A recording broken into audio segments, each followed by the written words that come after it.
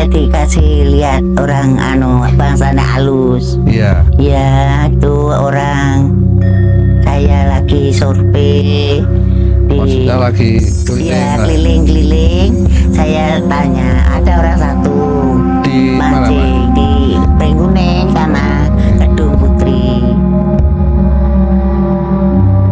Di situ ada orang satu, saya tanya, Mas kopi? Diam aja. Jam berapa? Itu jam 8 malam.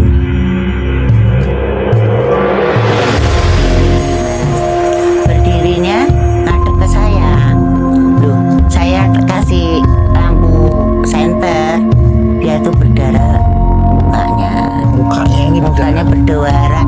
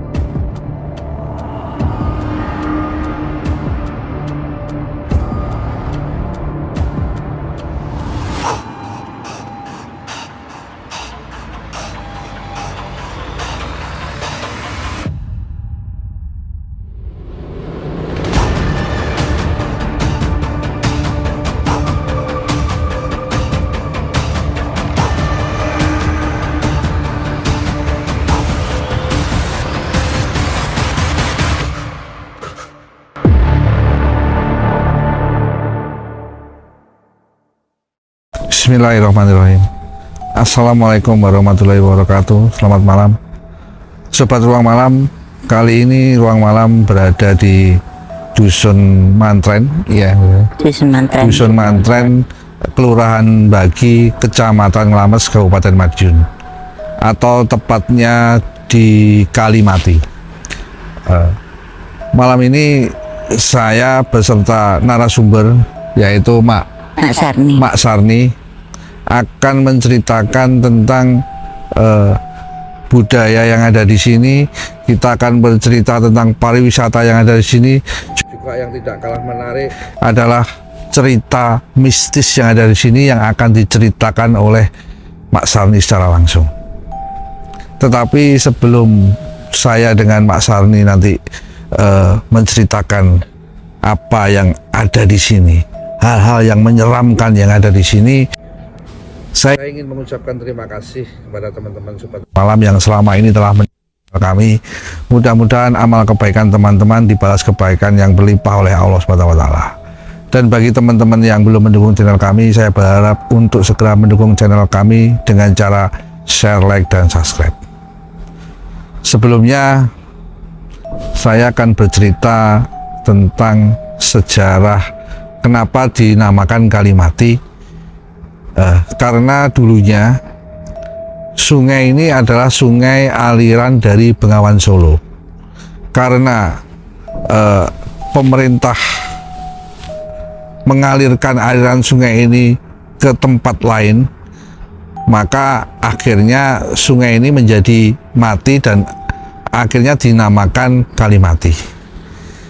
Tetapi pada zaman dahulu di sini juga dikenal dengan adanya Kedung Putri, yaitu istilahnya bagi masyarakat di sini bahwa Kedung Putri itu adalah tempat yang disakralkan atau dikeramatkan, karena di situ tempat pusat para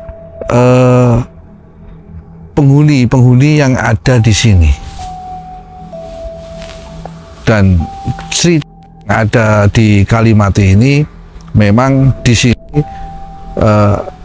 banyak orang yang penghobi memancing itu berada banyak sekali setiap hari, entah itu pagi, siang, dan malam berada di mancing di Sungai Kalimati ini. Tetapi di balik keindahan Sungai Kalimati dan budaya-budaya di Kalimati ini,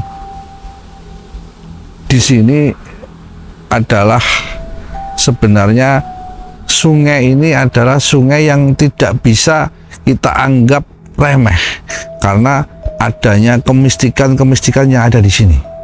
Beberapa kejadian yang pernah berada di sini adanya orang yang tenggelam, padahal orang itu rumahnya sangat jauh dari desa Kalimati. Tetapi tahu-tahu ketika malam hari orang itu naik sepeda dan dia tidak menyapa orang-orang yang berada di desa Kalimati ini. Akhirnya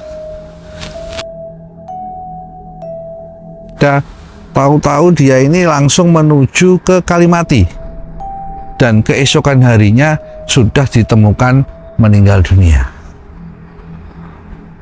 Tidak hanya itu juga, ada warga desa sini beberapa tahun yang lalu, anak-anak SD itu juga pernah tenggelam, 5 orang dan diketemukan sudah meninggal dunia.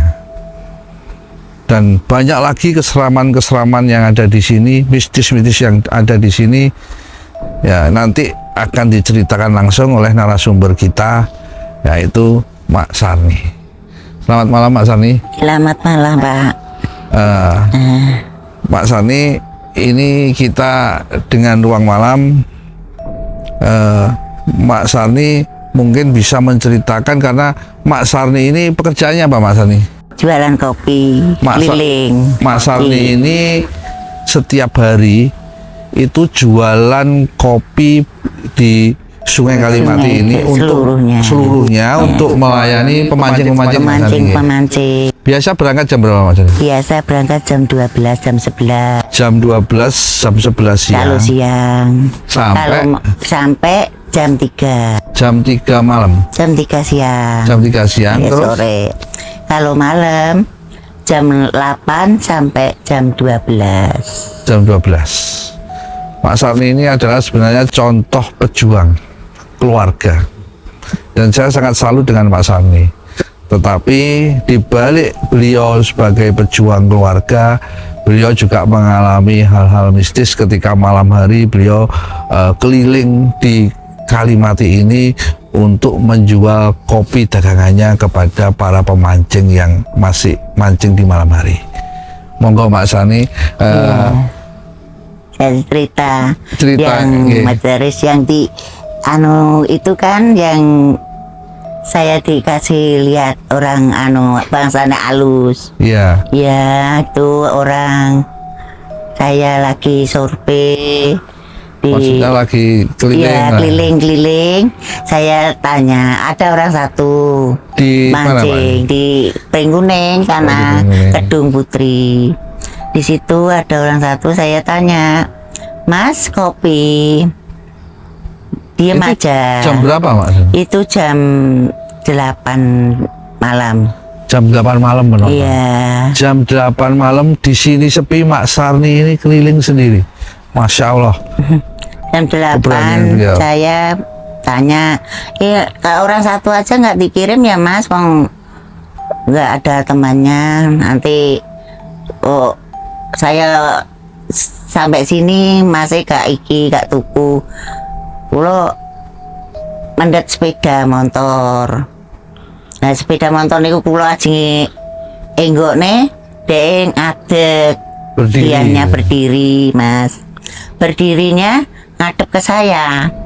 Loh, saya kasih lampu senter, dia tuh berdarah mukanya. Mukanya berdarah. Saya tuh terkejut, kaget.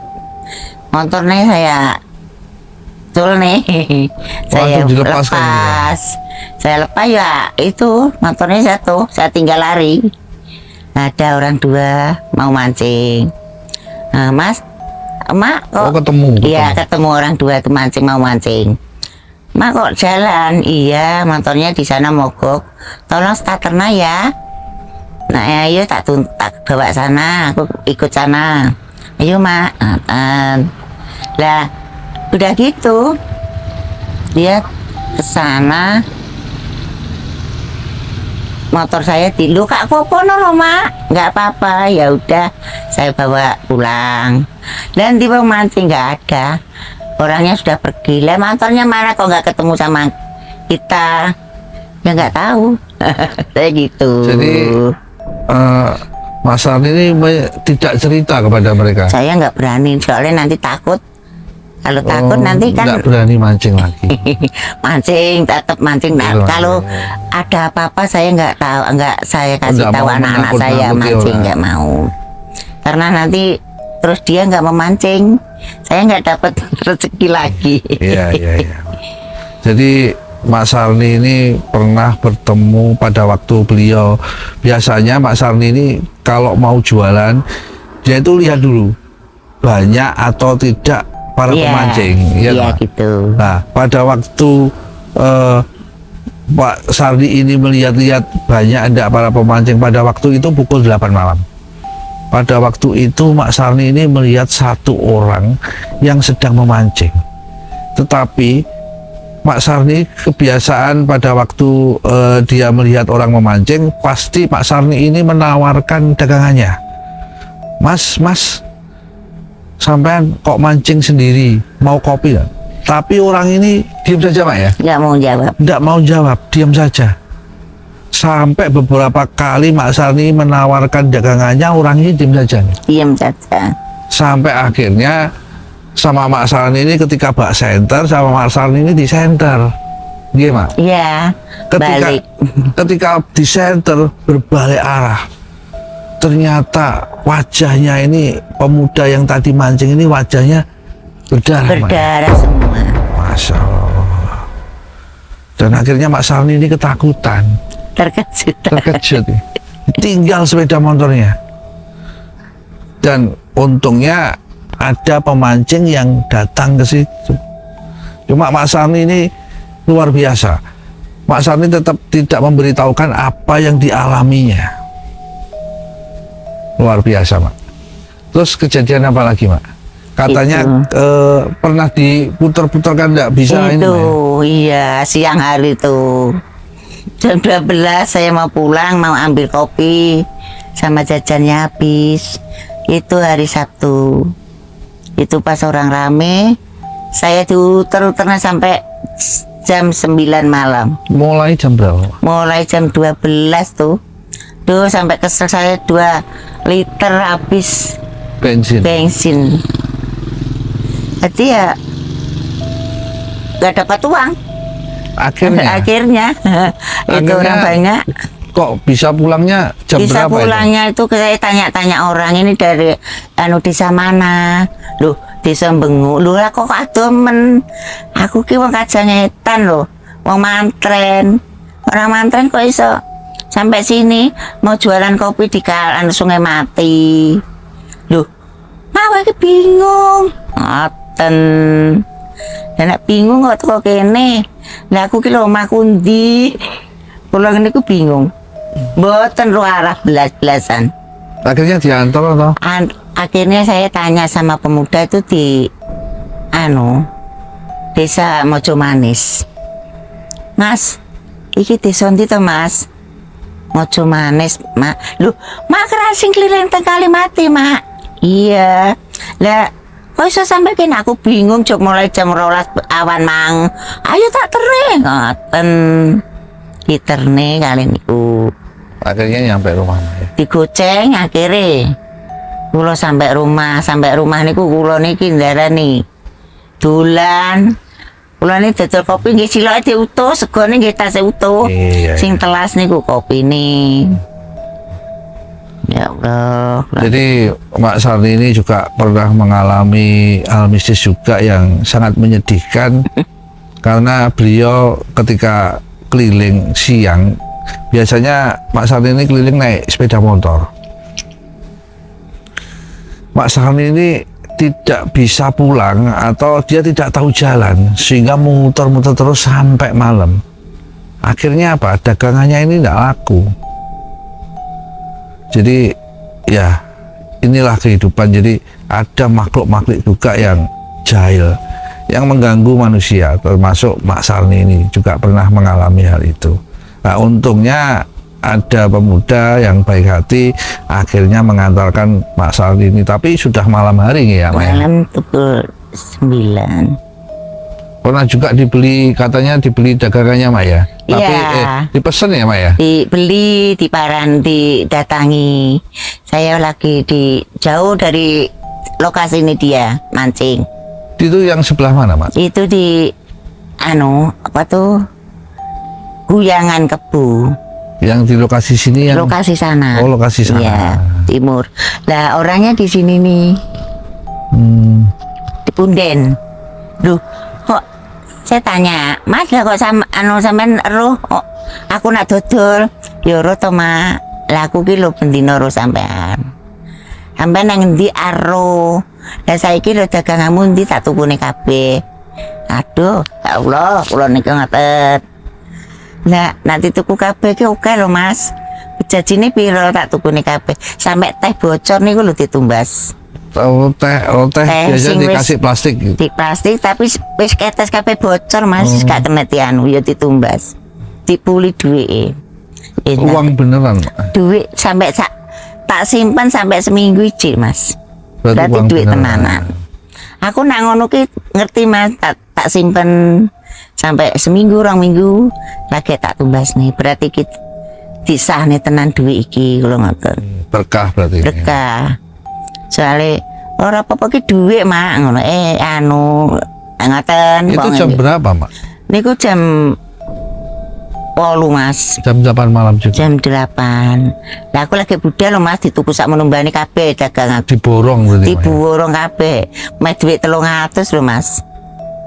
Tuku kabeh Mas.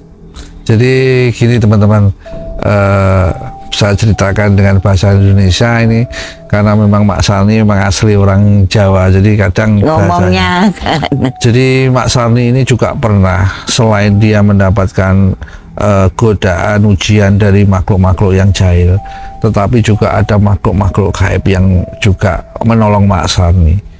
Jadi pada waktu itu jam 8 malam ada seseorang ya menyerupai manusia nih, Mak, ya. Manusia bagus. Menyerupai manusia ganteng, terus juga putih, itu memanggil Mak Sarni. Dan dia memborong semua makanan yang dibawa Mak Sarni untuk dijual. Dan katanya itu dia selalu tahu apa yang dikerjakan Mak Sarni di sekitar wilayah Kalimati ini. Merinding teman-teman saya bicarakan. Merinding ya Mak Sarni ya. Dan alhamdulillah Mak Sarni ini dibayar dengan uang, benar-benar uang. Hampir berapa Mak? 300.000. 300 kurang 5 repes. 50 repes. Dan Maksudnya 5.000. Oh, napa niku? 500 repes. oh, ya sampai akhirnya dagangan Mak Sarni ini walaupun ada yang rusak tetap dibeli sama sosok itu yang menolong Mak Sarni. Yang anehnya sosok itu ketika Mak Sarni ini kan tidak tahu, beliau tidak kenal siapa itu, tapi orang ini merasa tahu apa yang dikerjakan gimana ya. Tahu semua yang Kadang dikerjakan. saya ingat itu nangis. Nangis gimana, sedih. Alhamdulillah. Rasanya kayak ngono ya sengesane aku lho. Iya Pak. Ya sabar Mak Sarni. Ini Mak Sarni juga pernah dilihati genderuwo Mak Sarni ya. Iya di situ di tempatnya jualan rujak, di situ ada masjid, di situ lagi jalan ke situ kan ada lorong sini. Ya di sungai itu Mak. Iya, tak mau naik tuh di jok ngoten niku. Jadi ini Iya, enggak apa-apa. saya Ya, diteruskan. jadi rintangannya ya akeh. Ya memang. Rintangannya. Iya Mak Sarni ya. Ini nambah niku di bikin dulu niku temantor kula. Ale itu Mas. Oke dodol nes wis lak bengi. Ngoten niku mengo mboten terus maring begitu mengo niku untune medal niku. Oh begitu dia nengok ternyata ada giginya dan bulu-bulunya gitu Mas. Ya ulune niku dawa-dawa kula ngetes ndruwune niku. Nanti dodol malam tuh Mas rintangannya akeh Mas. Iya Mas. Jadi kudu tabah sabar, tapi yo aja sampai dirohne anak-anak nih pemancing kok ndak. Iya. Aku rezekiku gak enek. Iya. Gak enek apa kata tutune Caca. Jadi intinya rintangan Mak Sarni pada waktu beliau jualan ini sangat banyak sekali, tetapi dengan ketabahannya Mak Sarni ini mampu. Beliau tidak menceritakan segala rintangan yang beliau alami. Jadi pernah juga Mak Sarni ini, padahal Mak Sarni ini ditunggu banyak pembeli, tapi pada waktu itu sepeda motornya ini dinaiki sesosok genderuwo yang sosoknya ini memang tidak naik ke sepeda motor tapi tidak menghadap langsung ke Mak Sarni. Pada waktu itu Mak Sarni ini bertanya, Mas, saya ini mau jualan, tolong pinggir dari sepeda motor saya. Taunya Mak Sarni itu sosok genderuwo. Ketika dia menengok ini ternyata walaupun dia pakai baju, tetapi bulu rambutnya yang panjang-panjang ini tetap kelihatan dan giginya ini keluar taring. Tapi karena Mak Sarni ini sosok yang tabah, dia baik hati sekali pada semua orang pemancing dan makhluk-makhluk yang mengganggu beliau. Makhluk-makhluk ini malah ditawari makanan oleh Mak Sarni. Dikasih makanan oleh Mak Sarni supaya hanya dia ini mau bekerja, jangan mengganggu. Ya untunglah Allah SWT ini selalu melindungi, mudah-mudahan ya Mak Sarni selalu melindungi Mak Sarni. Terus Mak Sarni ini juga katanya ini juga pernah dibeli tapi tidak diambil Mak Sarni ya. Iya diambil, semuanya diambil. Itu juga dari sosok-sosok makhluk halus yang jahil yang mengganggu Mak Sarni. Dan mudah-mudahan sosok-sosok itu tidak mengganggu Mak Sarni lagi.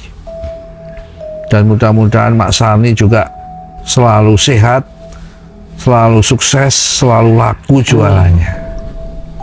Terus mungkin ada lagi Mak Sarni? Ya itu yang pernah orang anak-anak ya pemuda naik sepeda Vixen